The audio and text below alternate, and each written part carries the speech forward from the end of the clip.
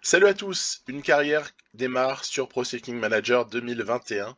Cette carrière, c'est avec, vous l'avez deviné, la Deceuninck Quick Step de Julien Alaphilippe, Asgreen et Evenepoel. Voilà, Evenepoel qu'on va essayer de monter au pinacle dans cette carrière. On a évidemment un gros matos. En apparence, c'est très facile de jouer avec Deceuninck Quick Step. Mais c'est aussi une manière d'apprendre un petit peu les, on va dire les différences, de mieux les appréhender, les différences avec les versions précédentes du jeu. Et notamment, c'était un vrai casse-tête. Je vous avoue, je me suis tué. Ouais, c'est sympa de voir qu'il y a aussi pas mal de choses à faire au niveau contractuel, parce que finalement, hormis l'ossature, Alaphilippe, Asgreen, Evenepoel, vous avez un certain nombre de gens qui sont en fin de contrat. Alors, il y aura quand même Lampard à qui il reste une année.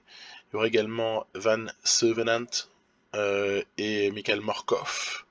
Mais sinon, tout le reste, c'est en fin de contrat, donc c'est assez intersaison prodigieuse à venir. Hein. Alors là, il va y avoir du boulot. Hein. Euh, Regardez-moi ça. L'essentiel, il est là. Il est dans la page d'objectifs. Alors, écoutez, ça m'a pris 4 heures pour faire quelque chose que je faisais en un peu plus d'une heure auparavant. Donc je suis assez en colère en fait.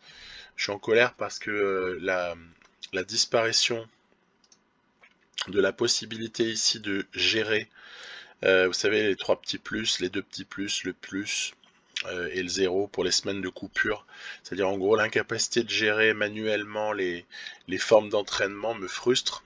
Alors, on va m'opposer, alors tout de suite je vais ouvrir mon parapluie, on va tout de suite expliquer que je ne suis pas sans savoir que effectivement on a moyen encore de jouer avec des formes cibles vert clair 100%, formes cibles vert foncé 95%, placer des semaines de coupure ici et là, ce qui s'apparente quelque part un peu à finalement à planifier, on va dire à organiser, excusez-moi, la, la, la courbe de forme et de préparation, hein, totalement. Hein, je suis totalement d'accord avec cela, mais néanmoins, c'est pas la même façon de fonctionner et c'est honnêtement assez embêtant à ce moment-là. Alors une fois que j'ai signalé ce qui me déplaisait, peut-être que c'est pas fini en tout cas, mais jusque-là j'ai fini. On peut aussi dire ce qui peut être sympathique. Ce qui peut être sympathique, c'est d'avoir par exemple une vision d'ensemble pour les choses. C'est-à-dire qu'une fois que vous avez fait le boulot, alors ça a pris beaucoup de temps, hein, je suis désolé d'insister, mais c'est la vérité. Une fois que vous avez fait le boulot, vous avez une vue d'ensemble, et ça, c'est plutôt pratique, et d'ailleurs c'est pratique pour vous le montrer. C'est ainsi qu'on voit la manière dont les choses ont été préparées vis-à-vis de mes coureurs, notamment pour tous ceux qui ont l'objectif du Tour de France. Voilà. Vous voyez par exemple qu'ici c'est un choix raisonnable. Ce que je fais là, c'est un choix où clairement tu vas sur le Tour de France. Pourquoi? Tu vas pour essayer de faire briller Sam Bennett, de gagner des étapes au sprint, puisque on emmène Sénéchal, on emmène Morkov notamment, on emmène Lampart qui vont être amenés comme ça à organiser les fins d'étape et à jouer un jeu différent que ce que je propose parfois, où j'ai tendance à emmener un sprinter un peu plus polyvalent, un sprinter un peu plus puncher. Là ce sera pas le cas. Donc sur ce Tour de France 2000, bon là c'est du 2021 qui va être proposé dans cette partie sur la première année. Et puis quand même, pourquoi ne pas emmener bon, De Venins, c'est normal de l'emmener puisque il est un petit peu l'acolyte attitré de Julien Alaphilippe. Donc ça, quelque chose que j'ai fait, j'ai souvent aligné De Venins. Dries De Venins était aligné sur les mêmes courses que Julien Alaphilippe.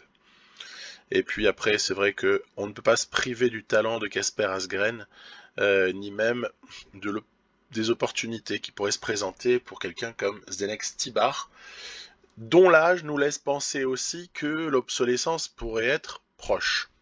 Et ça me réjouit pas, parce que bon, j'aimerais bien, tant qu'à jouer avec Deceuninck Quickstep, j'aimerais bien que quelque chose se passe avec Stibar sur une Flandrienne, mais justement, parlons-en. Vous voyez, peut dérouler comme ça les choses par ordre un peu du calendrier chronologique, hein. C'est ainsi par exemple que pour les 3 jours de Bruges-La-Panne, on le voit si on met un objectif avec Sam Bennett, c'est qu'on va essayer de le jouer pour Sam Bennett, celui-là. Hein, de la même manière que quelques jours plus tard, Gant-Wevelgem sera joué également pour Sam Bennett, avec une équipe qui lui sera totalement dédiée. Pour le coup, vous voyez, on n'essaye même pas de gagner le truc avec Asgreen par exemple en partant à 30 bornes de l'arrivée ou comme ça, non. Non, non. C'est du raisonnable, hein. On essaie de le jouer vraiment au sprint. Après, GPE3, c'est encore un autre délire. On va rentrer dans les détails. Par exemple, pourquoi est-ce que vous ne voyez pas Asgreen sur cette liste-là? Parce qu'en fait, le nouveau système d'objectifs, il fait que si je mettais un pic, attention, hein, j'aurais pu le faire, hein, si je mettais un pic pour GPE3, ici, là, donc le 26 mars, quelque part, ça aurait avancé un petit peu les choses. J'aurais pu totalement mettre un objectif à OGPE3.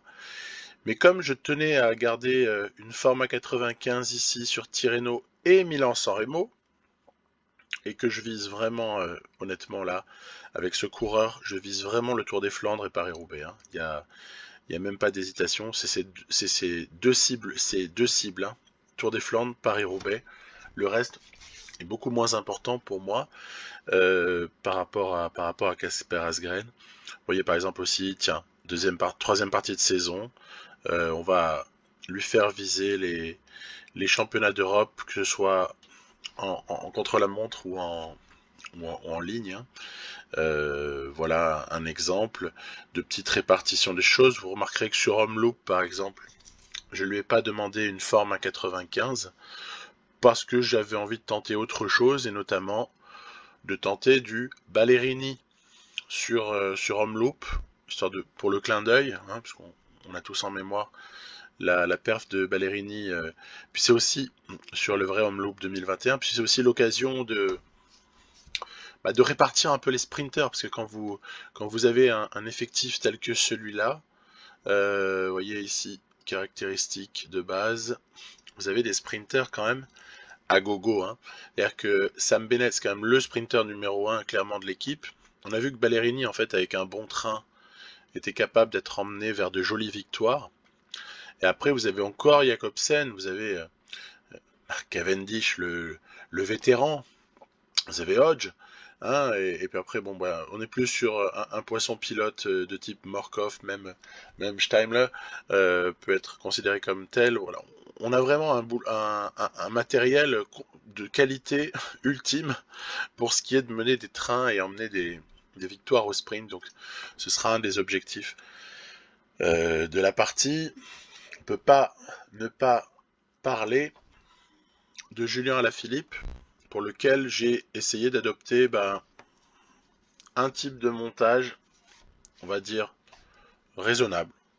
Raisonnable, pas extravagant. Julien sera en forme tout de même. Bon, vous voyez, les Strade Bianche n'ont pas encore été validés, c'est normal.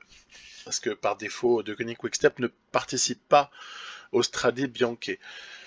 Il faudrait peut-être en fait qu'on envoie le palmarès des Strade Bianche sur les années 2010, début 2020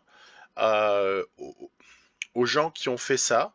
On va leur envoyer le palmarès pour leur montrer qu'en fait cette équipe a tendance à y participer, si vous voyez ce que je veux dire. Elle a même tendance à y gagner un certain nombre de fois. Calmer directement, mais honnêtement c'est le genre de truc qui me gonfle. Voilà, je vous le dis, je vais essayer de pas m'énerver davantage. Jean-Philippe ira sur Tirreno, après être allé au Strade Bianche, qu'on inscrira le 2 janvier, et puis s'il faut on l'éditera, puis il ira sur Milan-San Remo. Il n'ira évidemment pas sur les 3 jours de Bruges-La-Panne ou Gant-Wevelgem, il n'a rien à y faire. Il s'amusera un peu sur le GP de l'E3, à travers la Flandre, pourquoi pas à la limite, et surtout après s'orienter sur les Ardennaises, voilà. Parce que je pense que l'objectif majeur d'une saison comme celle-ci pour Julien Alaphilippe, c'est de gagner d'abord à Liège, chose qui n'a pas été faite IRL. Puis après, ça peut être, vu la composition que vous voyez, j'ai aligné sur le Tour de France. L'objectif d'Alaphilippe, ça peut clairement être peut-être un port de maillot jaune et puis une victoire ou deux d'étape, mais certainement pas le général, sinon j'aurais pas mis cette équipe-là sur le Tour. Donc déjà, je ne jouerai pas le général sur le Tour de France. Les notes en montagne de Julien, les notes en général, mais la note en montagne en particulier de Julien, honnêtement, je vais vous dire, avec ces notes physiques-là et avec ces notes énormes en vallon, etc., en résistance notamment, on pourrait presque envisager de gagner un Tour de France avec ces notes-là. Mais je ne vais pas m'amuser à le faire dès l'année 1 en tout cas. Voilà. On va plutôt, pour ce qui est du général sur les grands tours, il y a deux hommes, attends, vue d'ensemble, on va aller dans Giro, voilà, pour visualiser quels sont les gens qui seront convoqués sur le Giro. J'ai pris une équipe très très proche de Koenig Quick-Step dans la réalité, puisqu'en fait, le seul changement que j'ai fait, c'est Ballerini. Ballerini convoqué à la place de... Le manquant m'échappe, mais on s'en fiche. 7 sur 8 sont les vrais qui sont allés sur le Giro. Et vous voyez par exemple, qui dit Giro en deuxième objectif, dit objectif forcément avancé en premier lieu. Vous voyez, donc par exemple, c'est ainsi que Cavagna, Evenepoel, Almeida et Masnada sont vus attribuer un premier objectif à Paris-Nice, pendant que Knox, Seri, Case, oh, c'était vraiment parce que je voulais pas les aligner sur Paris-Nice, j'ai un problème de surbooking en fait. Du coup, je leur ai mis UAE, mais en fait, on s'en fout en fait, c'est accessoire. C'est vrai que Ballerini aussi, je lui ai trouvé autre chose, je lui ai trouvé une autre petite occupation. Parce que sinon, vous avez rapidement, si vous voulez amener trop de types à la bonne forme au bon moment, vous retrouvez très rapidement avec une surcharge, parce que quand on se place entre on va dire, 1er mars, allez, le 1er mars et Milan-San Remo, vous avez quoi comme course là pour une équipe World Tour disponible à ce moment-là, à part Paris-Nice et Tirreno Adriatico? Bah écoutez, le mieux, c'est d'aller vérifier les choses avant de les dire. Hein. Vous avez finalement des courses d'un jour, vous en avez pas mal. Vous avez des courses d'un jour. Vous avez, non, vous avez rien. Hein, c'est bien ce que je pensais. Voilà, vous n'avez rien comme possibilité. Donc soit vos courses, vous les avez, vous avez aligné des gens ici. J'avais encore une place ici. J'ai candidaté pour le Tour du Var, histoire d'occuper quelques-uns de mes coureurs qui courent le moins. Mais voilà, la planification quand même, mine de rien, c'est tout un délire. Hein. Et ça prend pas mal de temps si on veut qu'il y ait une forme de cohérence. Et je sais très bien que là, mon tableau, il est loin d'être parfait. J'ai essayé de jouer avec les zones vertes claires et les zones vert foncé. Maintenant, dire que c'est parfait, certainement pas. Je sais juste que ça va fonctionner comme ça. Puis en plus, ça va servir de partie test quelque part pour la suite, quoi. Hein. On verra. Si c'était n'importe quoi, il faudra recommencer ou si ça se passe pas mal. Vous voyez ici par exemple la présence de stages que j'ai déjà programmé pour tous les teammates du Giro là, autour de Evenepoel et Jean Almeida. Un petit peu plus tard dans la saison, on s'aperçoit, j'ai rien planifié encore pour le Tour de France au niveau des stages, mais s'il fallait trouver de la place, évidemment ce serait ici. On pourrait même faire renoncer certains aux boucles de la Mayenne afin de leur faire suivre un stage ou deux. Je ne l'exclus pas à ce stade-là, mais je vais pas viser le général, donc c'est moins impactant. Et sinon voilà, petite trace de stage ici en vue de la Vuelta. La petite particularité, c'est que j'ai essayé de faire en sorte, mais on le voit encore mieux dans l'écran d'objectif. Donc comme quoi il a quand même un intérêt cet écran. Hein. Il a un intérêt réel. Vous voyez, parmi les 8 qui vont courir le Giro, il n'y en a que 3 qui iront également sur la Vuelta et aucun ne courra le Tour de France en commun. Ce qui nous fait 8 et 8, 16, plus 5, 21. Il y a 21 coureurs qui vont être impliqués sur les grands tours. On sait que pour cet onglet-là, cet onglet de morale, ça peut jouer un rôle, surtout qu'on est ici sur une équipe qui, il suffit de regarder les moyennes des coureurs, comporte un certain nombre de coureurs de grande qualité. ou de bonne qualité pour certains, qui fait que leur morale évidemment est à manier avec un petit peu plus de pincettes. Voilà. Donc, que faire? S'intéresser une fois qu'on a fait ça à la pré-saison. Vous voyez par exemple que j'ai appliqué une règle très très bête mais assez basique. C'est que, bon, pour l'instant, Steimler, Garrison et Steels n'ont pas d'objectif parce qu'il faut encore que je termine de leur attribuer quelque chose, mais ça ne tardera absolument pas. Je le ferai le 2 janvier, ça ne changera rien. Le très élevé au niveau de la pré-saison est réservé à Ballerini pour le home loop, ok. Et sinon, c'est réservé à tous ceux qui iront sur le tour des Émirats ou bien du Down Under, sur lequel j'envoie une équipe qui est complètement remaniée et qui est assez modeste, on va dire, parce que euh, ça n'est pas une priorité là sur cette saison. Euh, Prochain objectif du sponsor, c'est le Het Newsblad, donc pas de problème. Et on s'aperçoit aussi qu'il y a quelques invitations qui ont été demandées. J'ai demandé une invitation pour le Tour de Provence, pour la classique de l'Ardèche, bien sûr, ainsi que de la Drôme, ou encore pour les fameuses Strade Bianche qui ne sont pas au programme de Deceuninck Quick Step par défaut. Je crois que là, franchement, les mecs, ça mériterait quasiment un patch en fait. Donc, sur ce, on avance, et parce que c'est aussi le cas de l'Auto-Soudal, hein, notamment. Hein.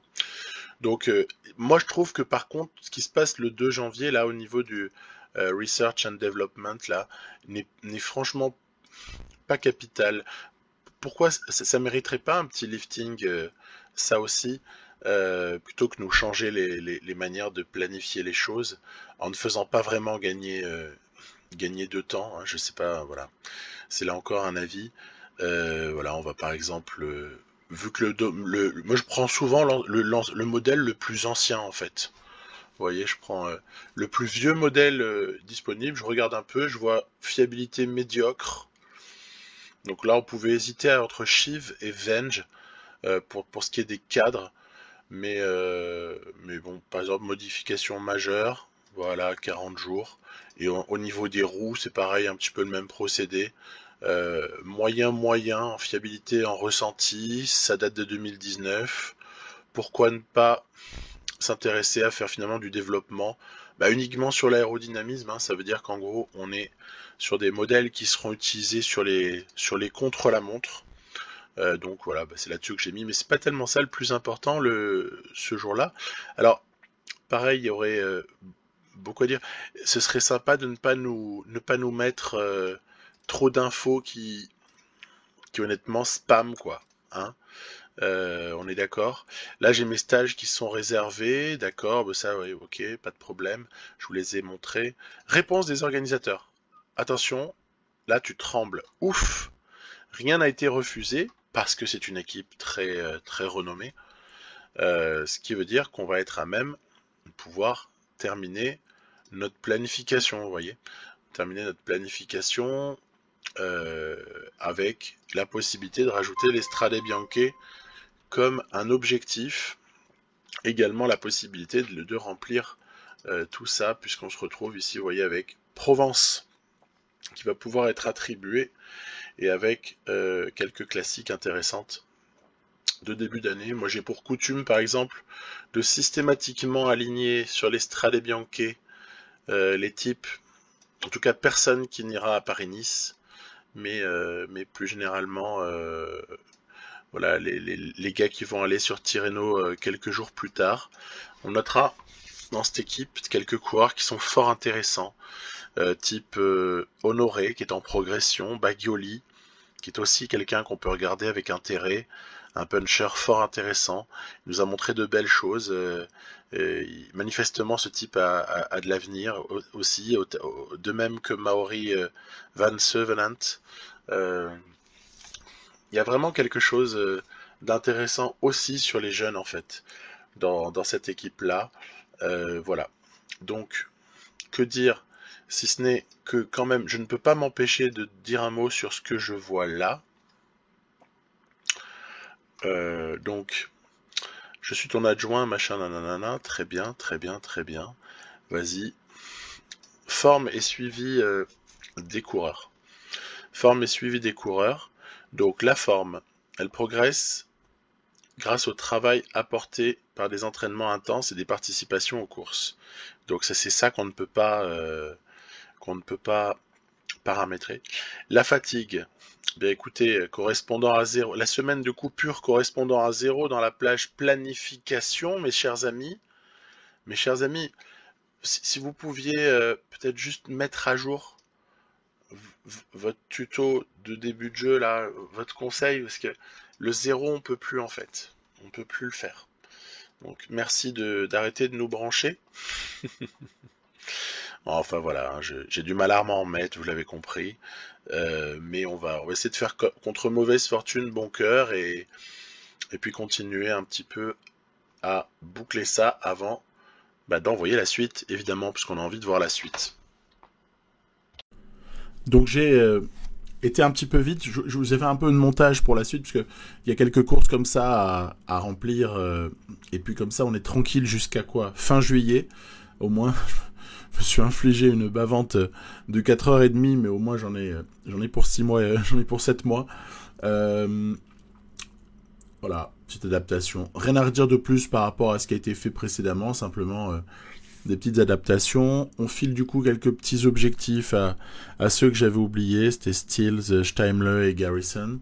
Et intéressant Garrison hein, pour le contre-la-montre peut-être. Ça peut être marrant à voir. Et bon, après on va enfin démarrer cette saison pour essayer de voir ce qui peut être fait. Alors ouais, j'essaie aussi de voir qui peut amener Julien Alaphilippe dans les meilleures conditions sur certaines courses. Voilà. C'est pas évident en fait. Il y a beaucoup à faire. Je trouve que c'est une équipe qui est plus longue à planifier que par exemple Astana. Astana ne prend pas très longtemps parce qu'en fait les coureurs de grande valeur sont peu nombreux et donc on a vite fait le tour en fait. Alors que là, il y a énormément à faire. On va ensuite avancer une fois que tout ça sera terminé. J'espère à ce stade-là que les pics de forme vont être calculés correctement et que le jeu ne va pas nous faire n'importe quoi au niveau de la gestion de la forme et de la courbe aussi de préparation. Et voilà, donc on va avancer. Je passerai rapidement sur l'équipe nationale. Je crois que j'ai pris la France. Et puis surtout, on va se retrouver un peu au-delà de la mi-février pour deuxième thème que je veux aborder dans cette vidéo, c'est la question des contre-la-montre. Parce qu'en fait, à peine le jeu est sorti, plusieurs personnes m'ont dit attention, ils ont tout changé au contre-la-montre, j'arrive plus à rien, etc., etc. Donc ça m'a un peu interpellé. Je me suis dit il faut que je teste pour voir si moi aussi je galère ou si y a une petite loi qu'il faut arriver à trouver quoi. Et ben en fait oui. J'ai l'impression qu'il y a... parce qu'en fait, la grosse nouveauté... Et c'est marrant qu'ils aient pas communiqué là-dessus, hein, parce que ils ont communiqué sur d'autres changements. L'équipe on va dire plutôt le studio, quoi, hein, qui commercialise, qui est chargé également de la publicité, de la communication. Ils ont communiqué sur d'autres aspects. Vous voyez la petite barre rouge là. Mais ils n'ont pas parlé de ce petit changement qui était sur le contre-la-montre. Et c'est vrai que j'ai appris un peu sur le tas, vous voyez, sur cette course-là. Sur cette course-là, j'ai appris et j'ai vite réussi à mon avis, à déduire que quand l'intensité de l'effort de votre coureur est supérieure strictement à 85, il perd de la barre rouge. Quand, en revanche, votre coureur est à 85 ou moins, il ne perd pas de barre rouge, voire même dans certaines circonstances, comme ici Julien Alaphilippe, il en récupère. Donc c'est assez intéressant. On voit que la barre jaune n'est peut-être plus l'objectif principal de ce qu'on a à gérer sur ces CLM. Et finalement, je me demande si quelque part, il suffirait pas de se dire, tu te mets à 85, quoi qu'il arrive, et ensuite, au moment que tu décides, tu augmentes la barre d'effort pour lâcher la barre rouge et essayer de la consommer jusqu'au bout. Mais là par contre vous voyez j'ai pas de certitude, j'ai pas encore assez testé, on va en tester un autre juste après, mais j'ai pas encore assez testé pour être certain de, comment dirais-je, de quel est le meilleur moment pour lâcher la barre rouge. Là vous voyez j'ai choisi, bon c'est récompensé par un meilleur temps provisoire, mais Julien Philippe sera dépassé par Primož Roglič un petit peu plus tard. Après, se faire battre par Primož Roglič ne me paraît pas honteux. Du coup, j'ai tendance à penser que ce contre-la-montre a été plutôt correctement géré. Mais ça demandera là encore des confirmations. Donc c'était la Ruta del Sol qui nous offrait cette petite opportunité de contre-la-montre. Le général ici sera remporté par Primož Roglič. Sur cette Ruta del Sol. Le classement ici à l'issue de l'étape 3 n'est pas le vrai. Voilà, regardez, ça terminera avec Julien Alaphilippe 10e. C'est une course de préparation pour nous, hein, il n'y a aucun problème. Et donc, il y en a une autre qui nous est proposée un tout petit peu plus loin. C'est dans l'exercice, cette fois-ci, du contre-la-montre, de type prologue en fait, mais plat, ultra plat. Oui, on aperçoit au passage que De Venens s'est pété et sera absent jusqu'à la mi-mai, ce qui m'a obligé à restructurer entre-temps notamment l'équipe qui entoure Julien Alaphilippe. Et donc, là on est plutôt bien armé sur ce Tour des Émirats, on est pas mal. Étape 2, t'as Rémi Cavagna, Remco Evenepoel et même Almeida, hein, qui en fait c'est un bon mec, hein, contre la montre, hein, il est pas mal. Hein. Et donc je me suis dit tiens, on va tester avec Cavagna l'histoire du 85, vous voyez. Voilà, j'ai testé le 85, donc rien ne bouge au niveau de la barre rouge. Naturellement, la barre jaune du type résiste totalement. Et là, j'ai voulu faire un zoom juste pour que ce soit joli, et je me suis pas rendu compte que j'ai appuyé sur un pavé. Et donc, j'ai accidentellement consommé ma barre rouge très rapidement. Ce qui occasionne finalement et là je m'en suis rendu compte, hop, on est revenu à 85. Ce qui occasionne finalement un très bon temps intermédiaire pour Cavagna. Qu'est-ce qui va en être du chrono à l'arrivée? Parce que finalement, du coup c'était un test involontaire de ma part, mais on pourrait se demander, est-ce qu'il y a intérêt à consommer cette barre rouge plutôt vers la fin, ou plutôt à un moment donné dans l'étape, ou par exemple, et là c'est l'hypothèse que je fais, on va essayer de la vérifier, peut-être certains vous l'avez déjà testé, vous le savez, vous pourrez me répondre, est-ce que finalement cette barre rouge il vaudrait mieux pas, alors là c'est ultra plat, donc c'est pas vraiment l'endroit où on peut je dirais tester ça, mais est-ce qu'il n'y aurait pas intérêt finalement, quand il y a une difficulté dans un contre-la-montre, vous savez, genre un fort pourcentage à un endroit ou des choses comme ça, peut-être utiliser cette barre rouge pile à cet endroit-là, pour essayer de... finalement, quelque part, serait quoi? Serait une espèce de boost, une espèce de moment où le coureur peut-être puise un petit peu plus encore dans ses réserves, une espèce de petit joker qu'on peut jouer. Voilà, je connais pas exactement le statut de cette barre rouge. Je vous dis, j'ai pas eu la curiosité d'aller non plus...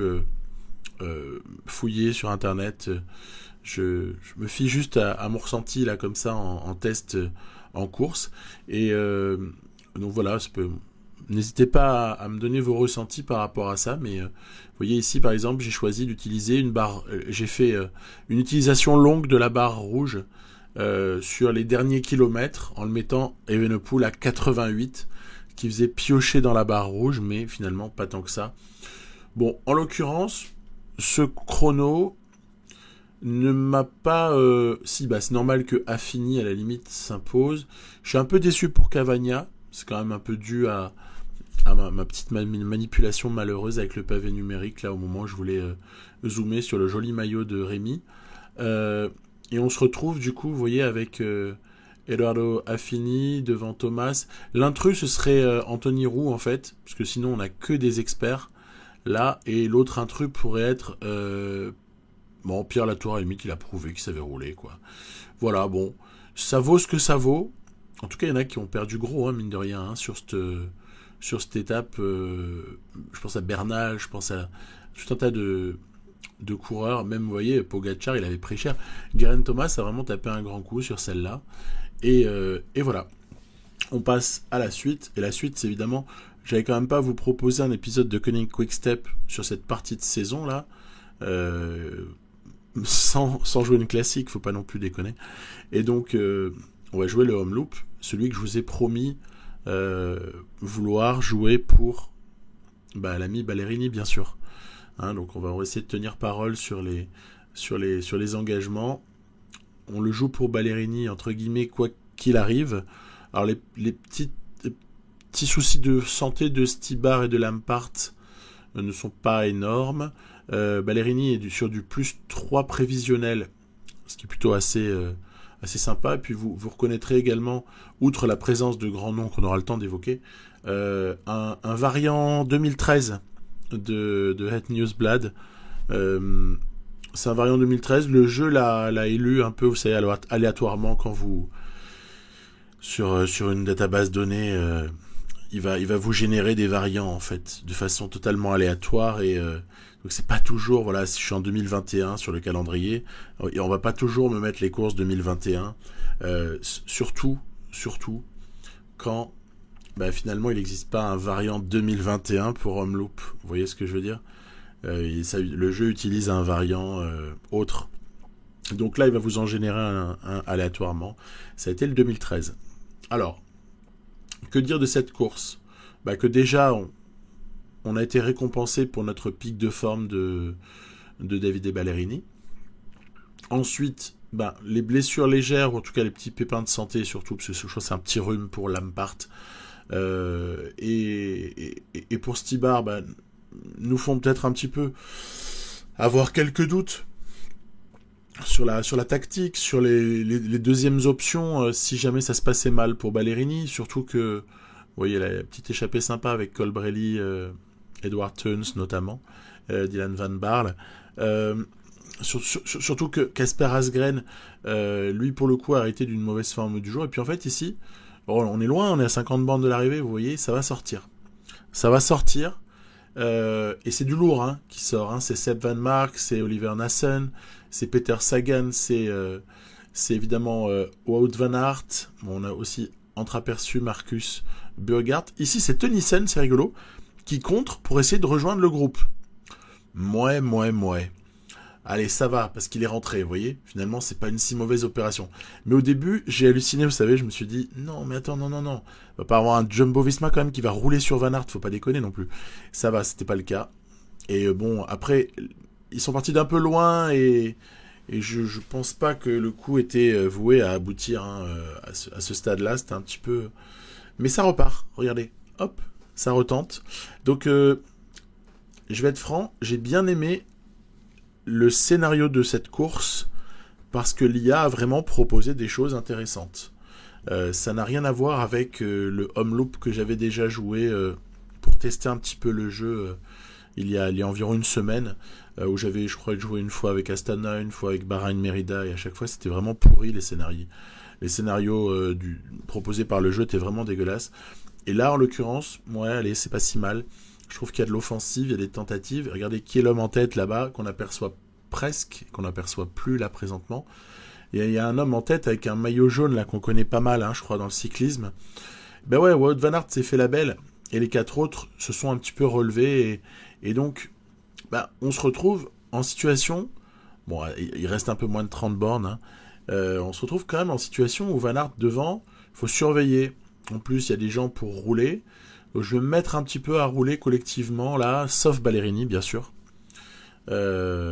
qui quand même a bien souffert. Il a bien été impacté, le pauvre, au niveau de ses barres. Mais, bon, Van Aert ne semble pas hors d'atteinte. Il n'a qu'une faible avance, et du coup, je vais même m'amuser un peu à jouer avec ça pour finalement le laisser tout seul. On va le laisser tout seul, on va pas se dépêcher de le reprendre. Parce que, en fait, dès lors qu'on le reprend, on va avoir des contre-attaques, on risque d'avoir des mouvements, on n'a pas forcément les barres nécessaires pour pouvoir contrôler tout ça. Du coup, je me suis méfié, j'ai un peu attendu avant de le reprendre, voilà, c'est chose faite à un peu plus que 10 bornes de l'arrivée. Ensuite, c'est Casper Asgreen qui, évidemment, ayant hérité de cette mauvaise forme, va va dire bye bye un petit peu à tout ce petit monde. Là, il y aura 11 coureurs qui vont s'expliquer, peut-être 10 d'ailleurs, parce qu'on voit Polite qui est un petit peu en train de craquer. 10 coureurs vont s'expliquer pour la gagne ici. Et je vais essayer de tenter le coup, vous savez, à plusieurs. Essayer de profiter du surnombre, en fait. Parce que on n'est pas les meilleurs, mais par contre, on a le nombre qui est pour nous. Et du coup, je vais tenter cette attaque avec Sénéchal, Ballerini, et caler dans la roue de Wout van Aert. Ce qui oblige, en fait, tout le monde un peu à lancer.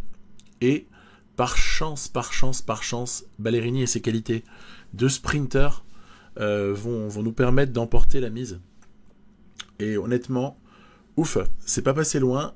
Et j'étais pas bien loin de me faire complètement taper. Mais Ballerini l'aura fait. Et c'est quand même une bonne manière de démarrer la saison. Du coup, je suis assez content. Ballerini nous gratifie comme ça de cette jolie victoire d'entrée. Pidcock aura été chaud. Sagan, Nassen. Bon, Sénéchal, c'est pas mal. Il prend une petite place honnête qui va lui faire plaisir au moral. Et puis derrière, Van Aert, Trentin, Bettiol. Ok, les grands sont là. Ça fait plaisir. Donc c'était la petite course que je voulais vous proposer. Et maintenant, quelques petits bilans, quelques petites observations par rapport à la partie. Voilà, donc on a déjà un objectif qui est rempli. Après, je n'ai rien édité au niveau des objectifs du sponsor, donc j'ai laissé les choses. Top 5 Paris-Nice, top 5 Tirreno, top 5 Milano-San Remo, etc., etc. On voit que les exigences sont assez élevées, hein. Top 3 Giro. Coquin, c'est coquin. Top 5 Tour de France, ça je pense qu'on le ratera, mais il n'y a pas de problème.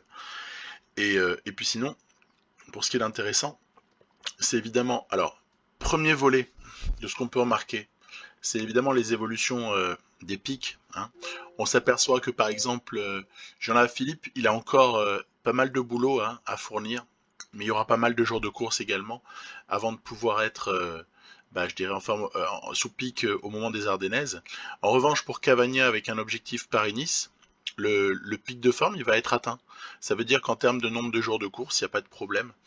Je serais moins optimiste pour quoique. Non, ça va passer. Ça va passer crème avec Tirreno pour Bennett. Vous voyez, comme ça, moyen d'estimer en fait si vous allez rater votre pic ou si vous allez l'avoir au bon moment. Celui de Remco va intervenir dans peu de temps. Moi, j'ai hâte qu'il s'achève pour qu'évidemment le Giro puisse se préparer ensuite sereinement avec suffisamment de laps de temps pour constituer un pic intéressant. Et évidemment, quand la saison démarre, vous voyez, Sam Bennett, il a déjà gagné 9 fois euh, sur des épreuves. En fait, le mec prend des sprints en fait un peu partout, hein. Il gagne 4 étapes sur le tour de l'UAE, il gagne 3 étapes sur cette espèce de tour confidentiel aussi un petit peu en Turquie. Il gagne 2 étapes sur la communauté de Valence. Donc voilà, c'est une machine à gagner des courses en simulation. Mais encore une fois, pour moi, celle de Ballerini à l'instant a un petit peu plus de saveur. Euh, pour ce qui est de la planification, ce que je dirais tout de même, c'est que l'IA ne fait pas du si mauvais boulot que ça. Regardez par exemple. Bon alors, certes, eux, ils sont pas à l'approche de leur pic, hein, les Asgreen, Lampart et compagnie, hein.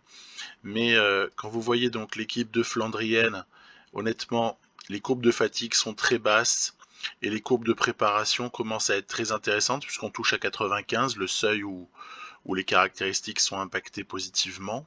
Donc voilà, Stibar, Tim de Klerk. La blessure de Stibar n'est pas horrible, hein. On va s'en sortir. Morkov, Sam Bennett, vous voyez, tout va bien. Tout va bien entre guillemets par rapport à cette préparation-là. Julien Philippe, c'est pareil, hein. Il est plutôt pas si mal préparé que ça. Bagioli, Honoré, la même chose. Vance Venant. Donc tout va bien.